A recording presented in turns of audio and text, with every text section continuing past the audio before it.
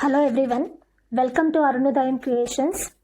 Today we are going to learn about human respiratory system. మన 10th క్లాస్లో బయాలజీలో second lesson రెస్పిరేషన్కి సంబంధించిన topic discuss చేసుకుందాం ఈరోజు. Let us go into our topic human respiratory system. So యాక్చువల్గా మనం first లెసన్లో digestion చూసాము, nutrition in human beings. So మనం ఫుడ్ తీసుకున్నాము, complex food material is broken down into simpler one there. కాంప్లెక్స్గా ఉన్న ఫుడ్ మెటీరియల్ సింపుల్గా బ్రేక్ అయింది and that simple food material is absorbed in to our blood through villi of our small intestine. Villi ద్వారా మన బ్లడ్లోకి pass అయింది simple substance. But అక్కడితో మనకి ఎనర్జీ వచ్చేలేదు. ఏం అవ్వాలి అంటే that simple food material has to pass on to our cells. Blood ద్వారా ఆ సింపుల్ ఫుడ్ మెటీరియల్ డైజెస్ట్ అయిన తర్వాత మన సెల్స్కి పాస్ అవ్వాలి. ఆ సెల్స్లో it has to get oxidised. మనం రెస్పిరేషన్లో తీసుకున్న ఆక్సిజన్ ద్వారా ఆ సింపుల్ ఫుడ్ మెటీరియల్ సెల్స్లో they have to get oxidise అయ్యి బ్రేక్ అయ్యి అప్పుడు ఎనర్జీ రిలీజ్ అవుతుంది అనమాట. సో మనం ఫుడ్ తీసుకోగానే డైజెషన్ జరగగానే మనకి ఎనర్జీ రాదు. మనం రెస్పిరేషన్లో యాక్చువల్లీ 5 స్టెప్స్ ఉంటాయి.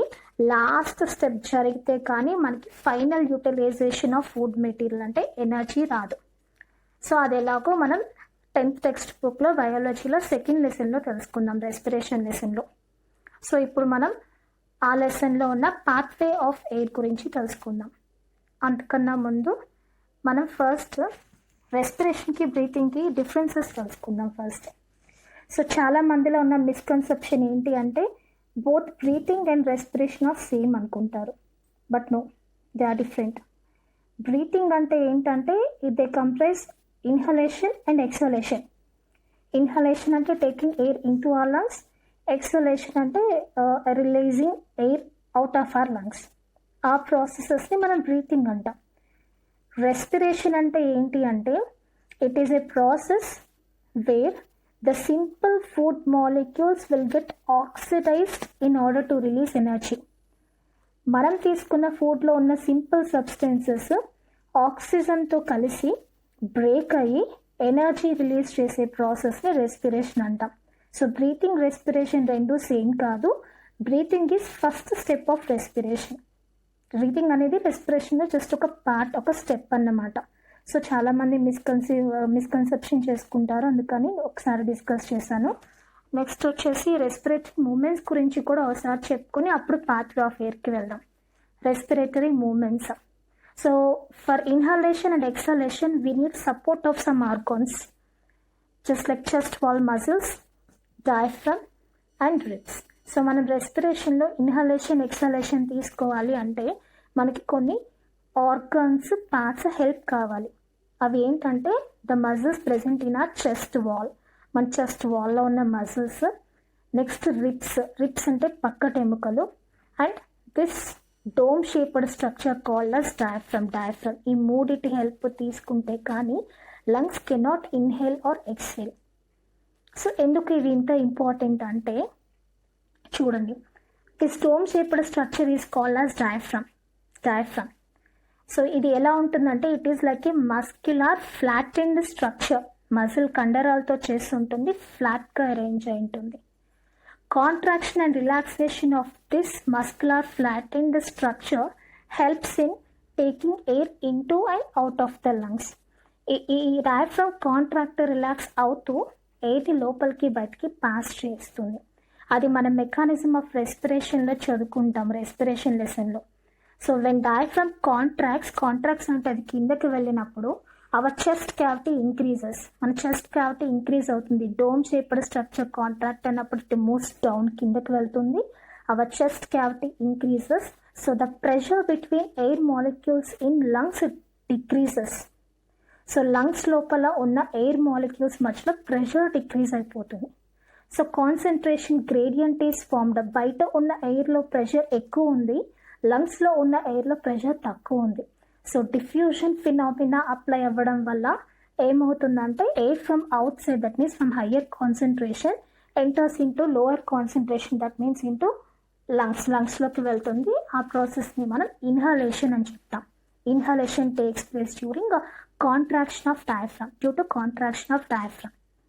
During exhalation తీసుకునేప్పుడు ఏమవుతుందంటే దిస్ డయాఫ్రమ్ రిలాక్సెస్ అంటే comes to its normal state. Then the chest cavity decreases, మన చెస్ట్లో స్పేస్ తగ్గిపోతుంది. So the pressure between air molecules in the lungs increases.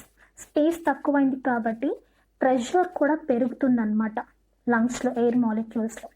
So బయట ఉన్న ఎయిర్ మాలిక్యూల్స్లో ప్రెషర్ తక్కువ ఉంది, లంగ్స్లో ప్రెషర్ ఎక్కువ ఉంది. So same diffusion phenomena apply అవుతుంది. So the air from lungs diffuses to outside, బయటికి వెళ్ళిపోతుంది. We can call this process as exhalation. So inhalation and exhalation, ఈ టూ ప్రాసెస్ కలిపి మనం రెస్పిరేషన్లో బ్రీతింగ్ అనే స్టెప్ అని చెప్తాము. సో దాని గురించి ఇప్పుడు మనం కొంచెం డీటెయిల్గా తెలుసుకుందాం. That is pathway of air. So just like digestive system, respiratory system also has so many organs like nose, nasal cavity, pharynx, larynx, trachea, bronchi, bronchioles and alveoli. ఈ స్ట్రక్చర్స్ అన్నీ కలిసి దే ఫార్మ్ ఏ రెస్పిరేటరీ ట్రాక్ట్ని form చేస్తాయి. Through this respiratory tract inhalation and exhalation takes place. ఎట్లాగో మనం కొంచెం డీటెయిల్గా తెలుసుకుందాం ఇప్పుడు. First, during inhalation when the diaphragm contract అయినప్పుడు ఇన్హలేషన్లో డ్యూ టు కాన్సన్ట్రేషన్ గ్రేడియంట్, అంటే బయట ప్రెషర్ ఎక్కువ ఉండడం వల్ల air molecules enters in to నోస్లోకి వెళ్తాయి ఎయిర్ మాలిక్యూల్స్ ఇన్హలేషన్లో వైల్ బ్రీతింగ్ చేసేటప్పుడు. So the air after entering into నోస్లోకి ఎంటర్ అయిన తర్వాత it enters into a cavity called as nasal cavity. నోస్లో ఉండే ఎంటీ స్పేస్ని నేసల్ క్యావిటీ అని పిలుస్తాం. నేసల్ క్యావిటీ, ఈ నేసల్ క్యావిటీలోకి ఎయిర్ ఎంటర్ అవుతుంది. This nasal cavity contains 3 main structures. అవేంటంటే nasal septum, hair and mucus membrane. So nasal cavity contains 3 main structures: nasal septum, hair and mucus membrane. So ఒక్కొక్కదాని function చెప్పుకుందాం. First is nasal septum. Septum అంటేనే తెలుసు, wall, it's a partition, అడ్డుగోడ. So nasal septum, it is present in the centre of our nasal cavity which divides the cavity into 2. మన nasal క్యావిటీలో మధ్యలో ఉండే గోడ లాంటి స్ట్రక్చర్ని, పార్టిషన్ వాల్ని నేసల్ సెప్టమ్ అంటాం. It divides our nasal cavity into 2గా డివైడ్ చేస్తుంది. అందుకే మనకి 2 ఎక్స్టర్నల్ లేయర్స్ ఉన్నాయి, అంటే 2 నాస్ట్రిల్స్, 2 హోల్స్ ఉన్నాయన్నమాట. యాక్చువల్లీ ఆ పాయింట్ చెప్పలేదు నేను. Openings present in our nose are called as nostrils or external layers అని పిలుస్తాం. సో ఈ నాస్ట్రిల్స్ 2 ఉన్నాయి. సో 2 క్యావిటీస్ తయారన్నమాట మన నోస్లో because of nasal septum. Second is hair. So hair is useful for filtering dust particles from air. మనం breathing చేసే ఎయిర్లో గ్యాసెస్తో పాటు some dust particles are also present. So ఈ డస్ట్ పార్టికల్స్ ఏం అవ్వాలి అంటే they should not enter in to our respiratory tract. Why? Because they might cause some allergic reactions. అవి మన డస్ట్ పార్టికల్స్ కనుక మన రెస్పిరేటరీ ట్రాక్ట్లోకి ఎంటర్ అయితే మన రెస్పిరేటరీ వాల్స్లో ఉన్న మెంబ్రెయిన్స్తో ఎలర్జిక్ రియాక్షన్స్ చూపిస్తే then will get cough allergies రావచ్చు. అందుకని dust particles should not enter in to our respiratory tract. So అందుకని హెయిర్ ఏం చేస్తుందంటే ఇట్ విల్ ఫిల్టర్ ద ఎయిర్ని ఫిల్టర్ చేస్తుంది. It will stop the entry of dust particles stop చేసేస్తుంది అనమాట hair. Next, mucus membrane అంటే it is a membrane which is present in the wall of nasal cavity. Nasal cavity వాల్లో ఉండే మెంబ్రెయిన్ని mucus membrane అని పిలుస్తాం. It produces a sticky substance called as mucus. Mucus అనే sticky substance produce చేస్తుంది. This sticky substance performs 3 main functions. ఈ sticky substance 3 main functions perform చేస్తుంది. ఏంటి అంటే, first one is along with hair it is also useful for cleaning the air.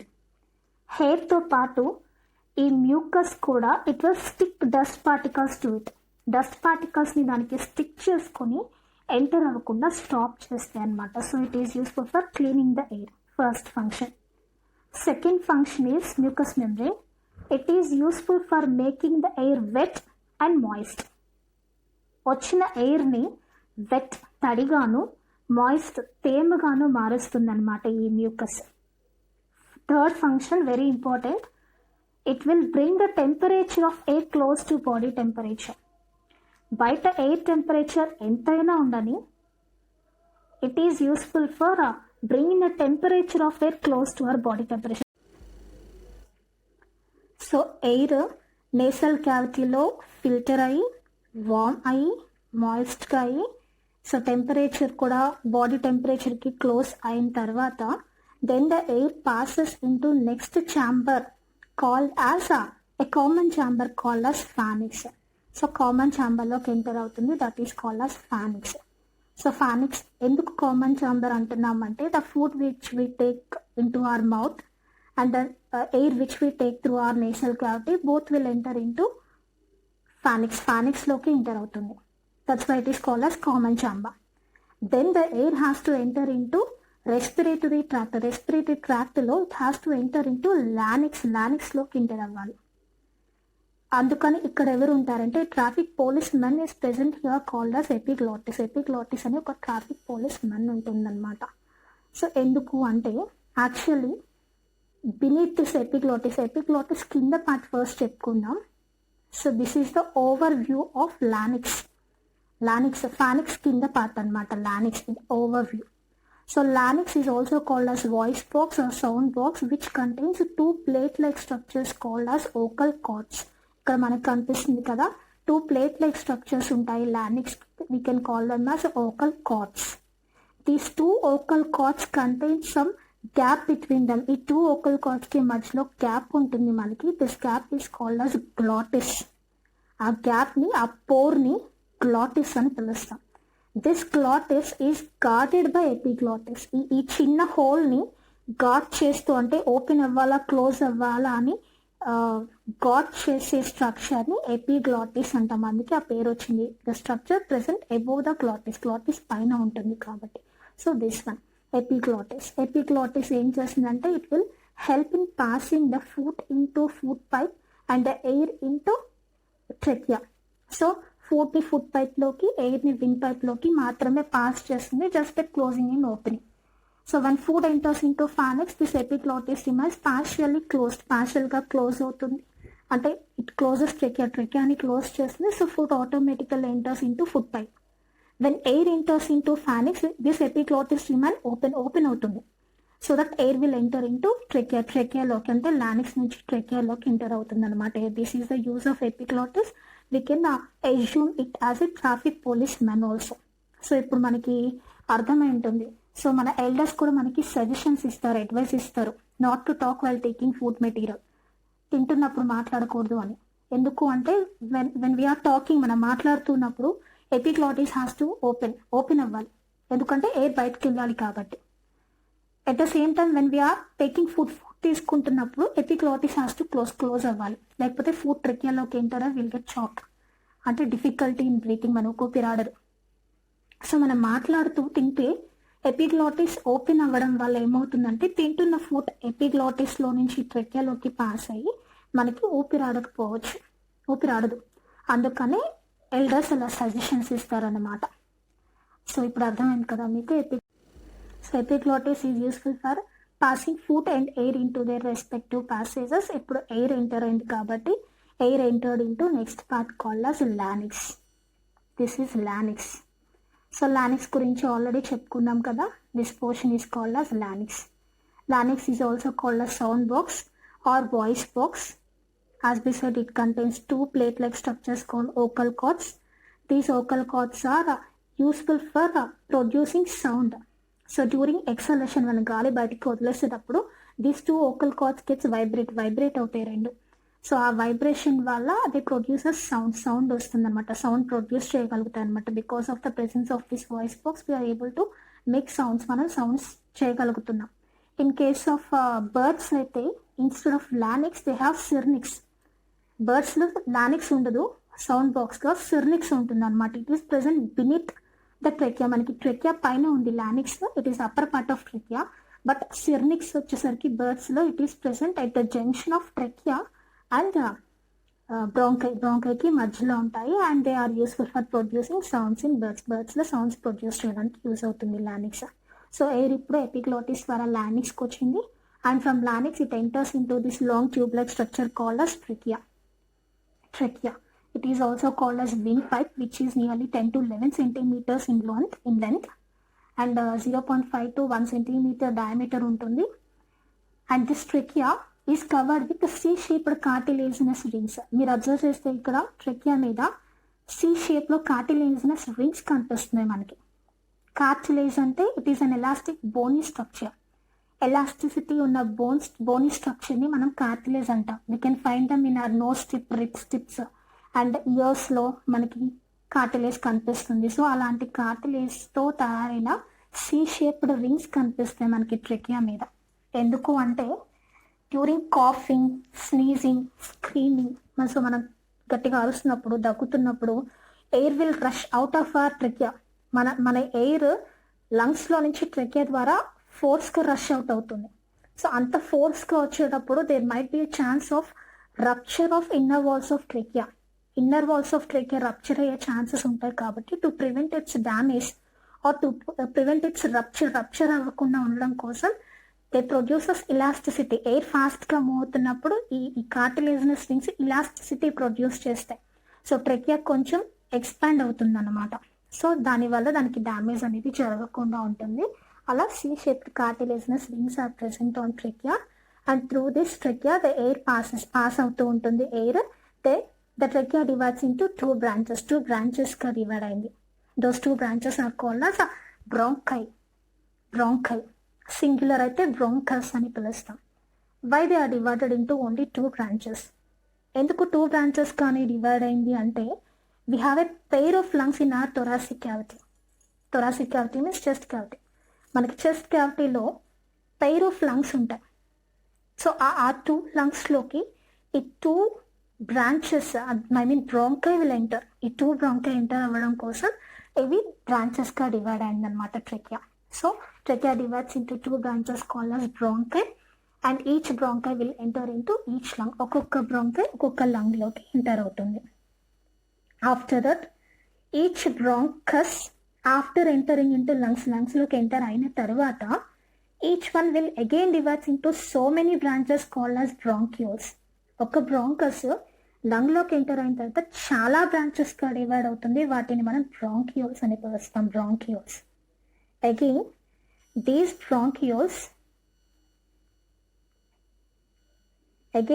బ్రాంక్యూల్స్ will enter into a cluster of air sacs called as alveoli. So the sac-like structures present in our lungs are called as alveoli. మన లంగ్స్లో millions of cells ఉంటాయి and they are called as alveoli. Singular అయితే alveolus అంటాం. Millions ఉంటాయి మన లంగ్స్లో. So each bronchiole will enter into a cluster of alveoli. ఒక్కొక్క bronchiole కూడా కొన్ని గ్రూప్ ఆఫ్ ఆల్వియోలలోకి ఎంటర్ అవుతాయి. అంటే ఎయిర్ ఏమైంది ఇప్పుడు నోస్ టు నేసల్ క్యావిటీ నుంచి pharynx to larynx to trachea నుంచి 2 బ్రాంచెస్ బ్రాంకై నుంచి బ్రాంకియోల్స్ నుంచి ఎయిర్ సాక్స్ కాల్డ్ as ఆల్వియోలైకి వచ్చింది ఎయిర్ ఇప్పుడు. And these alveoli are covered with a blood capillary. ఒక్కొక్క ఆల్వియోలస్ ఒక్కొక్క బ్లడ్ క్యాపిలరీతో కవర్ అయి ఉంటుంది. Blood capillaries means smallest blood vessels present in our body. These are blood capillaries with bronchiole and alveolus. So ఇక్కడ ఏమవుతుందంటే exchange of gases takes place. ఇప్పుడు మనకి ఆల్వియోలస్లో air ఉంది which has both the gases, oxygen and carbon dioxide రెండు ఉన్నాయి. At the same time our blood capillary also has blood with both the gases, 2 gases ఉన్నాయి. So కానీ concentration gradient is present here. Concentration gradient ఉంది ఇక్కడ. So the oxygen which is present in alveolus is more in concentration than the oxygen present in the blood capillary. మనం inhale చేసిన ఎయిర్లో యూజువల్గా oxygen 21% ఉంటుంది. Blood క్యాపిలరీస్లో వచ్చేసరికి only 16%. ఎందుకు అంటే some amount of oxygen is utilized for breaking down of food material for giving energy. కొంత oxygen మనం ఆల్రెడీ యూస్ చేసేసుకుంటాయి సెల్స్ ఫుడ్ని బ్రేక్ చేసుకుని ఎనర్జీ రిలీజ్ చేసుకోవడం కోసం. సో అందుకని ఇక్కడ లెస్ ఆల్వియోలస్లో హై కాన్సన్ట్రేషన్ ఉంది. సో డిఫ్యూషన్ అనేది ఇక్కడ ఫెనామినా అప్లై అవుతుంది. So by diffusion process oxygen will diffuse from alveolus into blood capillaries. At the same time carbon dioxide కూడా ఇన్హేల్ చేసిన ఎయిర్లో నియర్లీ 0.4% ఆఫ్ కార్బన్ డైఆక్సైడ్ ఉంటే బ్లడ్ క్యాపిలరీస్లో మాత్రం 4.4% carbon dioxide ఉంటుంది. ఎందుకు అంత ఎక్కువ కార్బన్ డైఆక్సైడ్ ఉందంటే some extra amount of carbon dioxide is released by breaking down of food molecules. So food break అవుతున్నప్పుడు ఎనర్జీతో పాటుగా మనకి ఎక్స్ట్రాగా కార్బన్ డైఆక్సైడ్ రిలీజ్ అవుతుంది.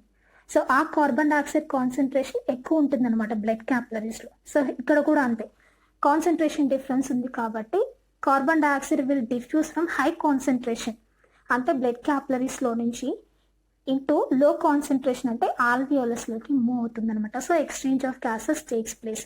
Oxygen from alveolus to blood capillary, carbon dioxide from blood capillary to alveolus. మళ్ళీ chain back వెళ్తుంది. అంటే carbon డైఆక్సైడ్తో ఉన్న ఎయిర్ ఏమవుతుందంటే ఎక్సలేషన్ స్టార్ట్ అవుతుంది. ఇప్పుడు ఎక్సలేషన్ అంటే breathing out air. So diaphragm ఏమవుతుంది, it comes to it normal stage అంటే డోమ్ షేప్కి వచ్చేసి ఎయిర్ మళ్ళీ from blood carbon dioxide enters into alveolus కదా, from alveolus the air again enters into bronchioles, from bronchioles into bronchus, bronchus నుంచి to trachea to larynx నుంచి epiglottis open అవ్వగానే pharynx to nasal cavity నుంచి nostrils ద్వారా it will go outside, బయటికి వెళ్ళిపోతుంది అనమాట. This is how oxygen enters into our lungs and blood and carbon dioxide leaves our blood and lungs. ఇలా జరుగుతుందన్నమాట మన బాడీలో రెస్పిరేటరీ సిస్టంలో పాత్వే ఆఫ్